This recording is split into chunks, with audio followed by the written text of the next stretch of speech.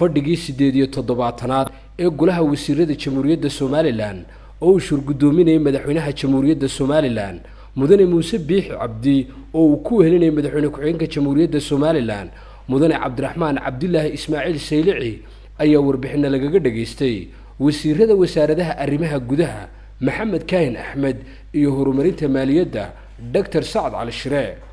ugu horeyn waxa golaha wasiirada Jamhuuriyadda Somaliland warbixin ay ka dhageysteen wasiirka amuraha gudaha ee Jamhuuriyadda Somaliland mudane Maxamed Kaahin Axmed oo golaha xog ka siiyay nabadgelyada guud ee qaranka Jamhuuriyadda Somaliland iyo dadaalada ay ciidamadu ugu jiraan ka hortagga arrimaha la xiriira sugidda amniga guud ee qaranka iyo la dagaalanka mukhaadaraadka sida oo kale wasiirka arrimaha guduhu waxa uu golaha la wadaagay in la sii xoojiyay la socodka arrimaha ka socda mandaqada Geeska Afrika ee Jamhuuriyadda Somaliland ay qaybta ka tahay waxa isna golaha wasiirada Jamhuuriyadda Somaliland warbixin la xiriirta nidaamka iyo habraaca miisaaniyadeed ee sanadka inagu soo foolka leh ee 2022 golaha la wadaagay wasiirka horumarinta maaliyadda Dr. Saad Cali Shire oo dood iyo falanqeyn dheer kadib waxa xubnaha golaha wasiiradu u soo jeediyeen wasiirka talooyin la xiriira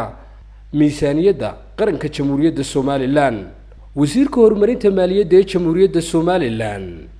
Dr. Saad Cali Shire oo ku guda jira sharaxaadda miisaaniyad sanadeedka 2022 ayaa xusay in sanadkan 20% loo kordhin doono mushaharaadka dhammaanba ciidamada qalabka sida ee Jamhuuriyadda Somaliland